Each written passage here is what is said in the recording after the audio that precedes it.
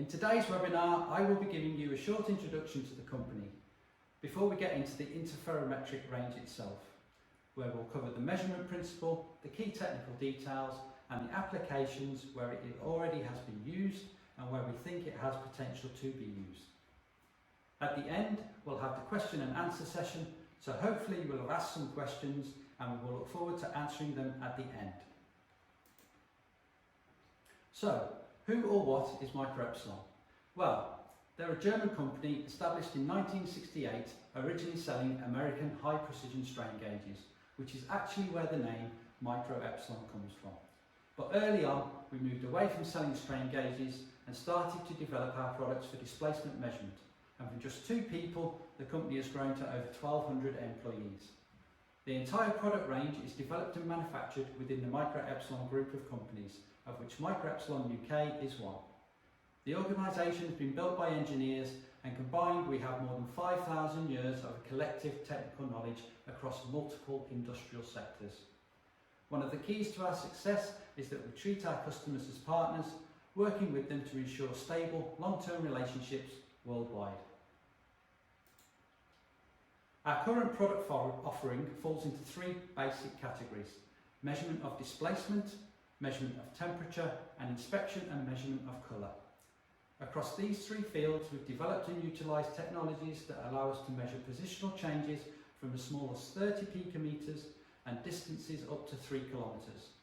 With the infrared temperature, we can measure from -50 to +3000 degrees, and for colour, we can detect changes or shades much finer than a normal human being. We are able to offer products as catalogue one-offs to full customised solutions in hundreds or thousands of units. Indeed, our production capability is more than 1 million products a year. Today's webinar is focused on the brand new interferometric product family, which fits into our displacement measurement product field.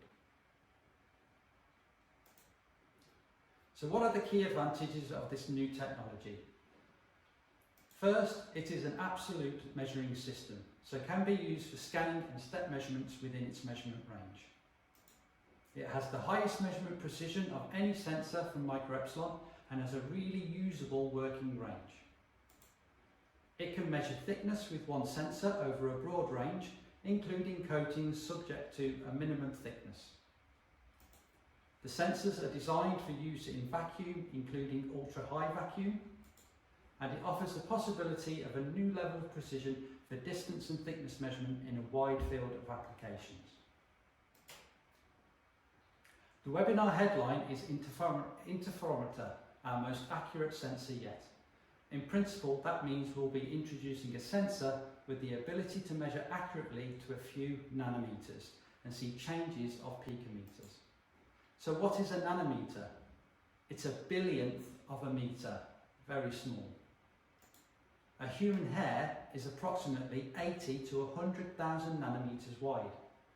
On a comparative scale, if the diameter of a marble was 1 nanometre, then the diameter of the Earth would be about 1 metre. Why do we need to measure so accurately? Simply put, as technology evolves and our appetite for smaller, faster, lighter components continues, the things we build to keep the modern world going need to be measured. As these things reduce in size, so the need to measure more accurately goes with it. On that basis, the interferometer from Micro-Epsilon is our next step in the accuracy evolution. Micro-Epsilon has been designing and developing optical measurement sensors for almost 30 years. The interferometer for Micro-Epsilon has been in development for around 10 years, but interferometers themselves have been around since 1881, when Albert Abraham Michelson invented the first. Essentially, we are looking at the superposition of waves. You may remember the experiments you did at school with a light source and small slits, or creating waves in a pool. You saw how when 2 waves meet, they can either increase or decrease in size, potentially cancelling each other out. It is this interaction of the waves when they meet that gives rise to the meaning of interferometry, which is essentially looking at the interference patterns created when 2 or more waves are brought together. In our case, we are using optical waves from the electromagnetic spectrum. Interferometry is found used in many measurement applications, from extremely small displacement measurements to long-range measurements to the stars in astronomy. We are concentrated on small distance measurements, and the most useful comparison would be that of the laser interferometer. Typically, a laser interferometer is using one single wavelength as its coherent source. The light wave is split into two parts by means of a beam splitter. As a result, the two waves pass through separate paths, are reflected at the end of their path by either a mirror or the measurement object, and then reunited. As they cover different distances and have different time of flight, the two waves are phase shifted. When these meet, interference occurs. This phase comparison method allows only distances smaller than half the laser wavelength to be determined unambiguously. For larger measuring ranges, the number of wavelengths is counted to give the distance and is therefore classed as a relative measurement. A white light interferometer, like our new device, is not only using one wavelength but one waveband. In our case, we're using infrared light with an 840nm wavelength and a 50nm band. The analysis of the broadband interference allows for analysis of both frequency and phase shift of the return signal, so that the distance measurement is performed absolutely. If you turn off an absolute device, it will give you the same reading when you turn it back on. A relative measurement will reset. It should be noted that the phrase white light refers to the fact we have a band of light rather than a visible white light. So, let's talk about the interferometer setup. There are two configurations that we will discuss: distance measurement and thickness. First, I will show you the distance configuration. Inside the controller, we have the superluminescent diode, which is operating at 840 nanometers and has a waveband of 50 nanometers. The light is transmitted down the fibre optic cable to the sensor head. Inside the sensor head is the beam splitter, which separates the light so that one part transmits to the target and the other reflects from the reference surface. Note that the reference target is inside the sensor head, not external. The light then returns through the fibre back to the controller, where the result is decomposed onto the receiver. With no target, you simply see the spectral response of the light source. When a target is introduced, we get the second signal and the resultant interference pattern. The FFT analysis of the signal determines the target position. When the target position changes, then the frequency changes according to the new target location. The distance measurement sensor has a standoff of 19mm and a range of 2.1mm. It is equipped with a pilot laser that flashes to indicate if you are in or out of measurement range. Flashing means out of range and solid means you are in range. Easy. Make sure to turn the pilot laser off when making your measurements for optimum stability. In the case of thickness measurement, the sensor head is smaller because the reference is not needed. Why? It's because the two signals required for the interference come from the target surfaces themselves.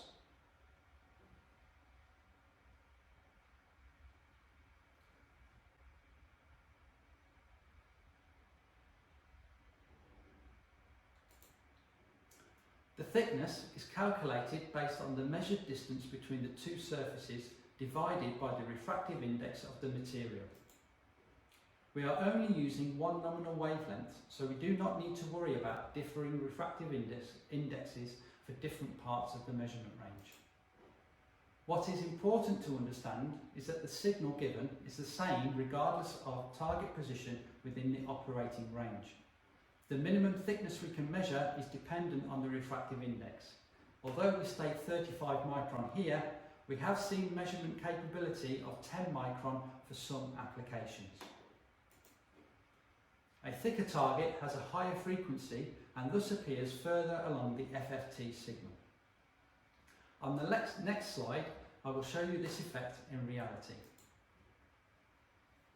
In this short video, I have two targets: a thin glass material with a thickness of 400 micron, and the second, with a thickness of 1.2 millimetres and a tolerance of plus or minus 0.15 millimetre.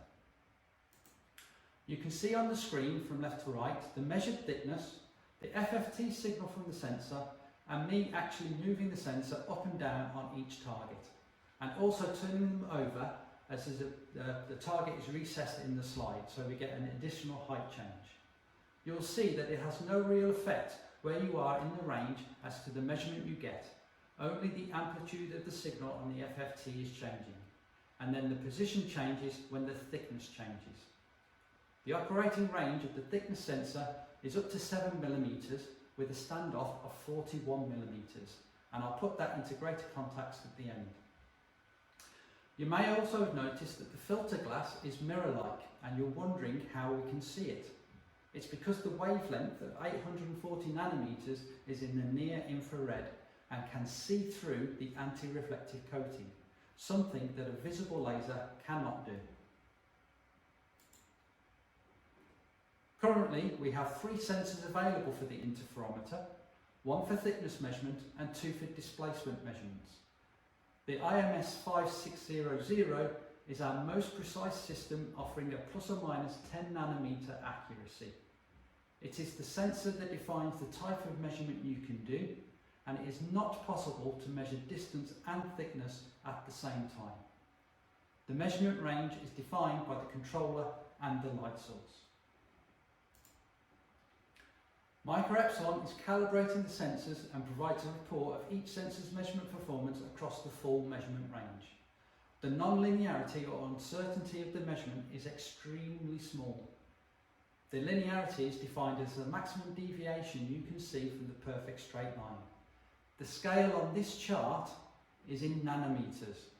We really are talking about high precision measurements. It's one thing to measure accurately, but how do you get to the data?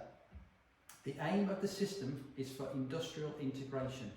We provide from left to right analog output of the measured value, an encoder input signal, which is RS422. The controller can take in encoder signals and append the measurement data and encoder value to the output signal. This is perfect for scanning tasks and integration onto a CMM or XYZ stage, for example.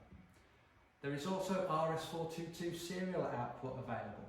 This is useful for connecting devices to other peripherals. For example, we are working on an updated module that will allow you to access Profinet or Ethernet IP networks. We have a range of digital pass and fail output settings for you to use, and also EtherCAT is built in.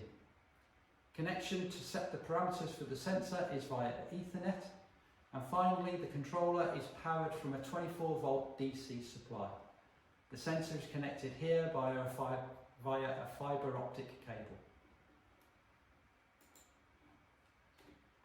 The system is configured by the built-in web page. You simply connect the sensor to a LAN port and type in the IP address. Within the page you have access to all the parameter settings and can adjust measurement rate, averaging, I/O and communication parameters. The sensors for displacement and thickness are extremely compact. I have 2 of them here in front of me. In addition, the standoff from the sensor to the target is quite large in comparison to other sensor technologies. And as we have seen, the thickness sensor is extremely stable over a wide operating range.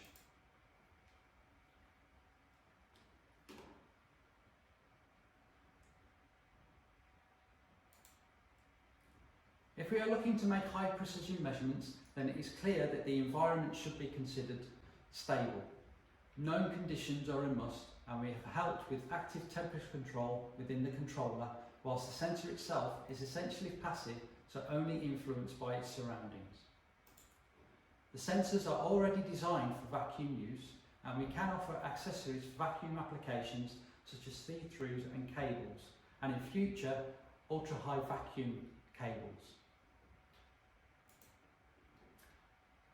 If we want to achieve high precision measurements, then we should consider that the environment needs to be stable when making the measurement. You should look to avoid environmental fluctuations during the measurement, especially over long periods of time. Comparison measurements on the same targets, like those for relative distance between 2 points, should easily be possible, as would step profile measurement where the readings are taken in a short space of time. If we're looking to get the very best displacement results, then we must control the conditions. This will often mean performing the readings in a clean room or a vacuum environment. Absolute measurements of the highest precision can then be achieved. Typical applications. The first area we see possibilities for success are semiconductor and precision manufacturing, taking measurements of gap between glass and wafer, determining the distance to the wafer, measuring the thickness of silicon in LED production, and thickness of structured membranes. In the glass and display industry, applications are expected to be that of thickness measurement for flat glass, thickness measurement of foils, adhesive and varnish thickness, and applied anti-reflective coating thickness. Here's a short video of the interferometer in use scanning part of an encoder disc. Two images are shown as the scan is being made. The left is a distance plot and the right is a shutter time plot. As with most of our new optical systems, we are able to output additional information above the standard displacement data. And whilst the actual height difference is small, less than 0.1 of a micron, the shutter information perhaps gives us much more detail about the surface characteristics of the encoder plate. The next application we have was made in conjunction with a university where there are two requirements. The first is the control of the etching head that cuts the grooves for separation of the solar cells. Here we're determining the capabilities of the sensor to measure on the surface, as can be seen by the scan data. The interferometer is able to measure this surface 3 times faster than our previously used confocal system. The second requirement is to measure the depth of the score of the cut line.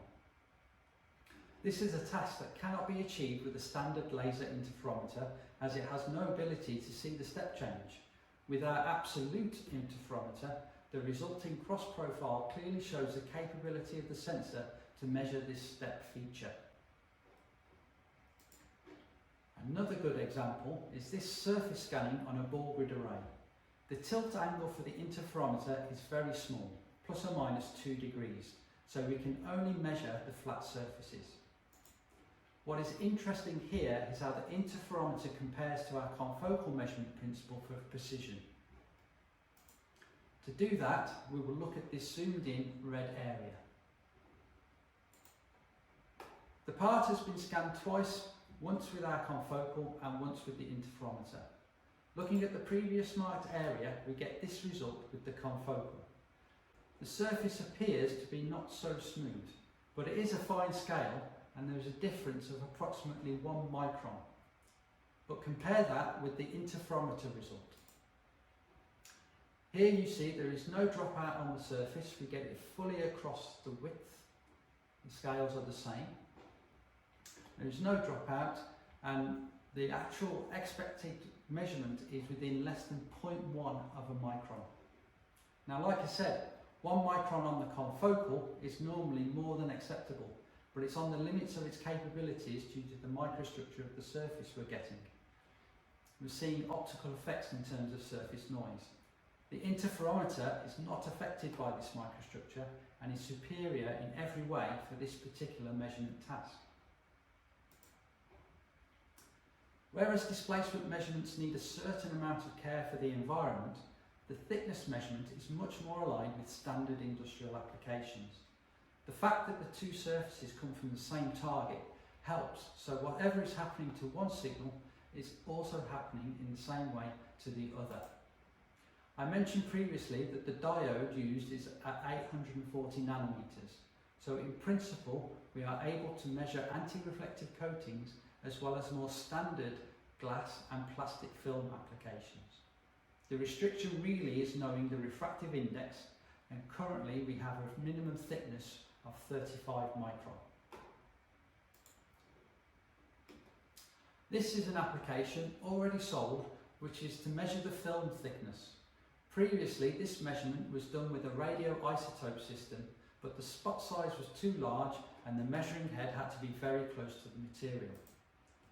The standoff of the interferometer thickness head gives much more clearance and takes up much less space.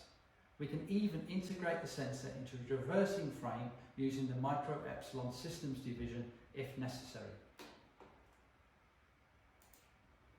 Another success we have had is measuring the silicon thickness in a small recess, which is important for LED production. Here the customer requires to measure the coating between 20 micron and 2000 micron to 1 micron or better. The results were so good they bought 6. If you are familiar with our confocal system, then you will perhaps know that it has the capability to measure multiple thicknesses based on refractive index changes. And the fact that you can be sure that the first PQC on the signal is the first surface. So if this was a glass or 2 glass plates, this will be your first surface, your second surface, your third surface and your fourth surface.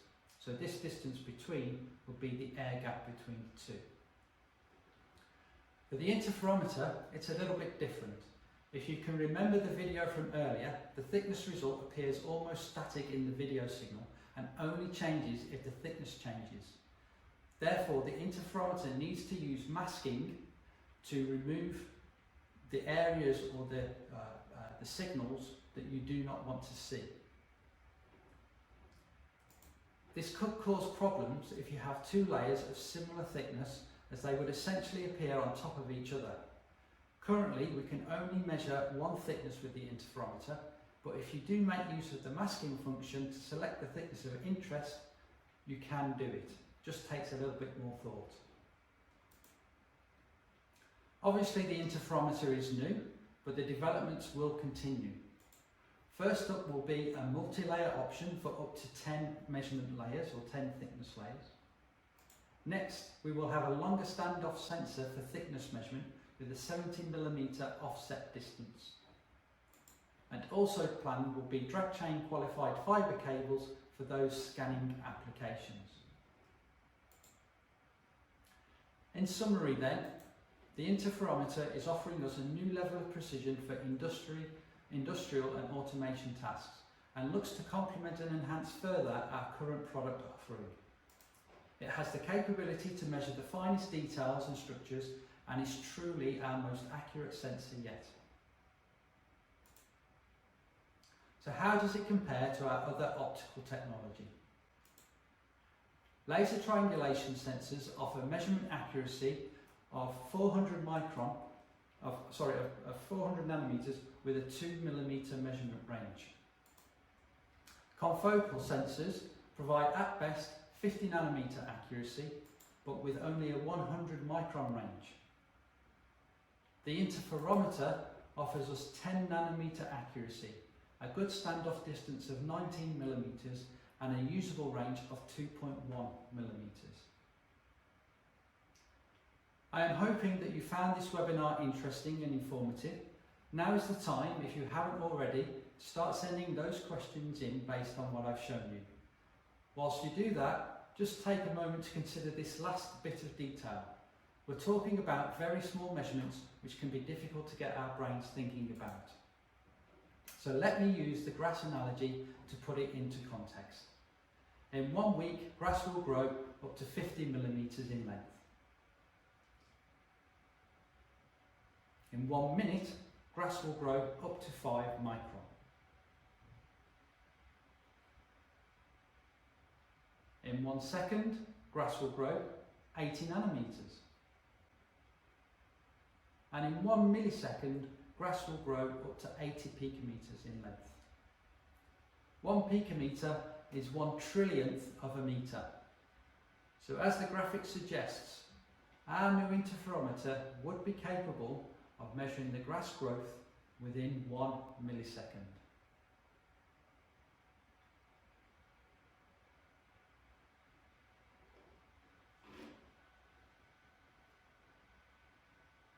The date of the next webinar is to be confirmed, so make sure you're following us on LinkedIn for all updates. And also you can look to sign up or subscribe to our UK newsletter, which goes out regularly with product news and information about the next events.